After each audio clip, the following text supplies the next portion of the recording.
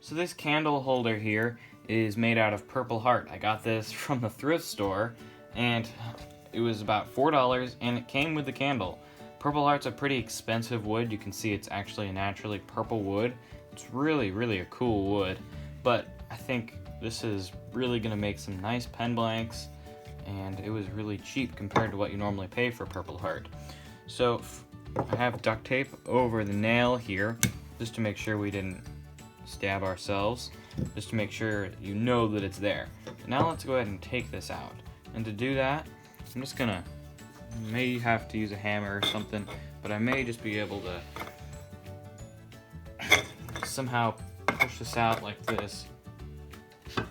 So I'm just going to tap that out with a little hammer, just try to get it out. So in order to take the nail out the rest of the way, what I'm going to do is put it in the vise, just like that,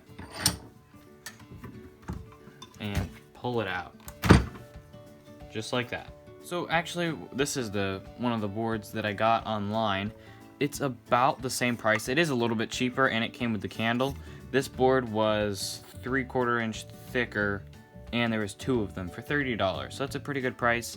So if this was $4, it'd be $4, $8, so almost $16 per board almost, but this is also more than 3/4 of an inch thicker. So it's about the same price, a little cheaper, and it came with the candle, but it's also available. It's easier to get it at the thrift store than to have to order it, wait for it to come in. But now we can go ahead and start to process into blank. So now I'm going to mark this in 3/4 inch thickness. Now to cut these feet off, I'm going to use the bandsaw.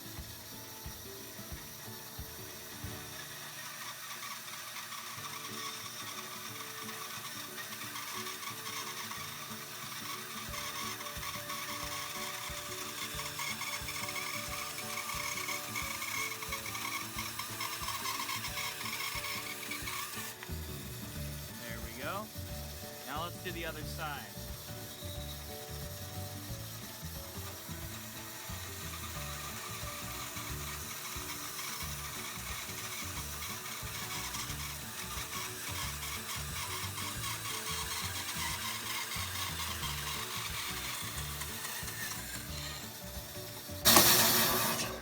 Alright, we cut those off pretty smooth actually. Those came right off the whole entire thing.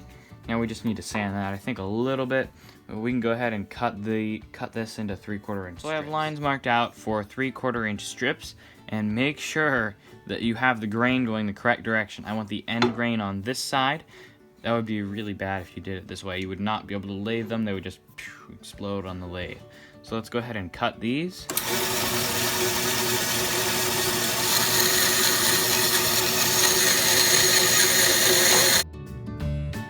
So this definitely verifies that this is Purple Heart. Whenever I bought it, I knew, because first of all, I can just tell by the end grain. It's a very characteristic end grain, and some of the corners where it was worn away just a little bit, I could tell that it wasn't paint. So here we have our first blank. It's going to be a little bit tricky to grab on the vise, but we still have some flat spots we can to drill the hole. Let's go ahead and continue cutting.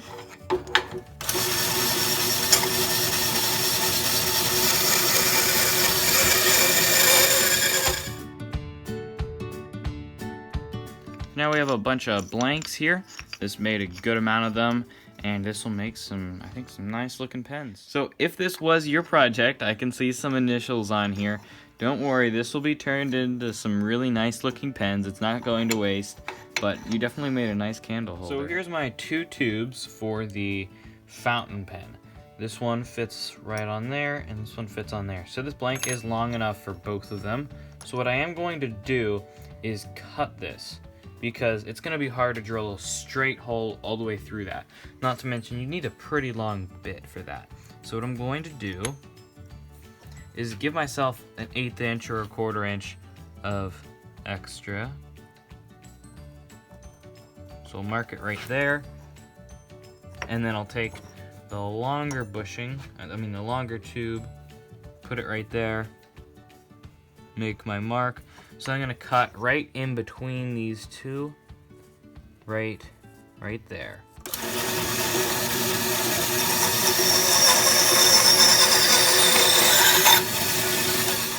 find the center of this here. So I'm just gonna put my straight edge right there. Mark my line. Do the same thing on the other side. Move it out just a little bit. There we go. So right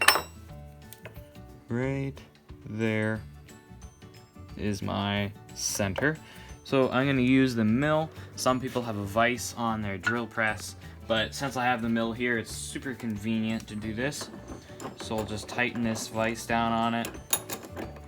And I will use this machinist square, at least to get it roughly the correct, roughly parallel, or perpendicular, no, parallel with this piece here. And in order to do that, I'm gonna use this wooden mallet. It's pretty cool. And I'm just gonna tap this till it lines up. Right there is good. So we'll tighten down on that.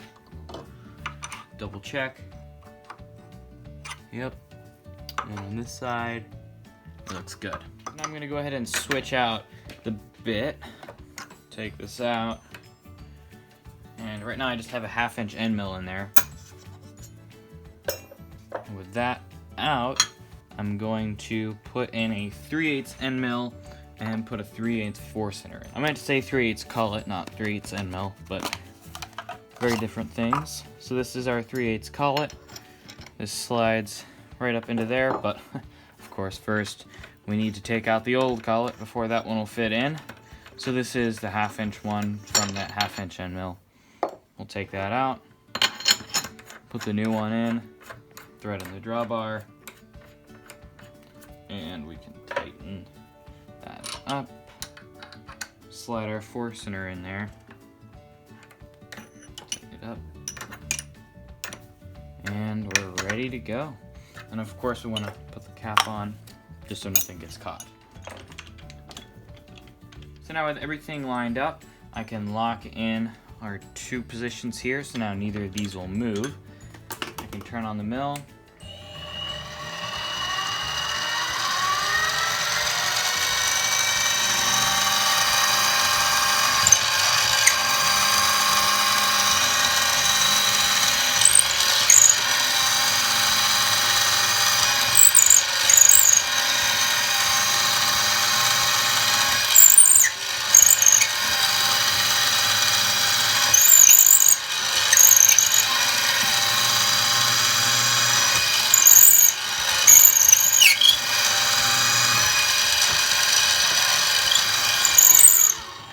Alright, so I saw it come through the end there. Definitely gets a little warm. So now we have that all drilled through, and now we can go ahead and put our brass tube. So this tube is just a little bit too big to fit in there. I'm not sure why. So if I take the other 3/8 tubes, those fit in real nice. But I think the reason why is because I need to take some sandpaper and just scuff this up. These tubes came pre-scuffed. And I think that's one reason, because this has a thicker wall thickness. So when I scuff this up, maybe it'll take that down to a little thinner, where I'll be able to actually fit. So this tube just doesn't fit in this 3/8 hole. And I went to the next size up, and this is 24/64, I'm pretty sure. And I drilled the hole in this piece of plywood, and that fits in there just perfect. So I'm gonna take this and just lightly drag that through there, and it'll just make the hole a little bit bigger. So now with this clamped up in the clamp, I'm gonna go ahead and drill this hole out just a little bit bigger.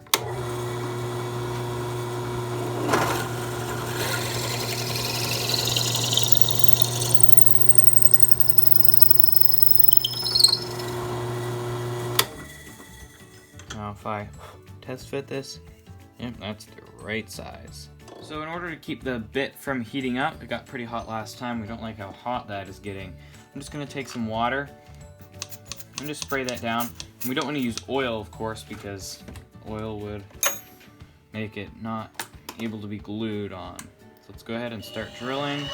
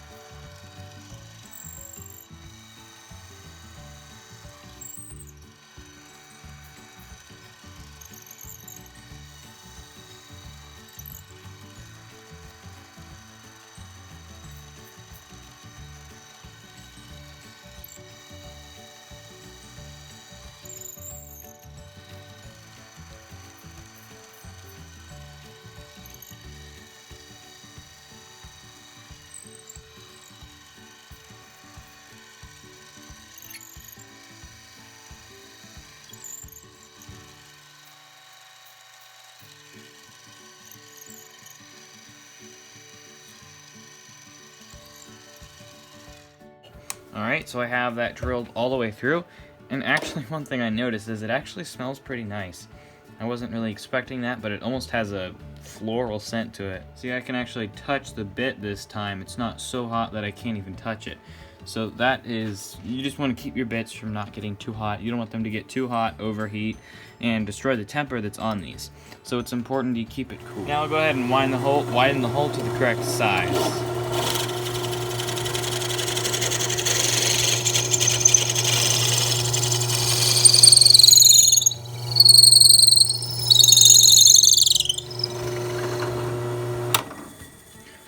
Alright, to take it out and test fit it with the tube. Now this tube fits in there really nice. Of course, I'm also going to scuff this one up.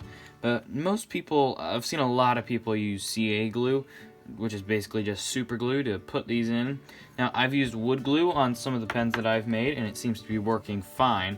But I think CA glue is one of the most accepted, widely used glues. So when you scuff these down, it definitely helps a lot. Just to help the glue bond to the metal surface. Now I'm going to put some of the wood glue on that I found that works well. Put that on the tube, and then we'll smear it around a little bit just to make sure everything is going to get the glue. A little more on there. And then whenever we put it into the blank, I'm just going to spin it around just to make sure there's even coverage everywhere. Just like that. That fits in there nicely. And we will do the same thing to the other one. So I hope you guys found this video kind of useful on how to reclaim some of these exotic wood blanks. This was pretty cool to find some Purple Heart at the thrift store. Not what I would expect to see there all the time, but I've actually seen one of the other cool woods I've seen at the thrift store. It's olive wood. It was a candlestick. It wasn't actually big enough I would be able to make a pen blank out of, but I thought that was kind of cool. So you just want to look around on some of those shelves just to see what wood they got. So I hope you guys found this video useful. If you did, don't forget to like and subscribe, and we'll see you next time.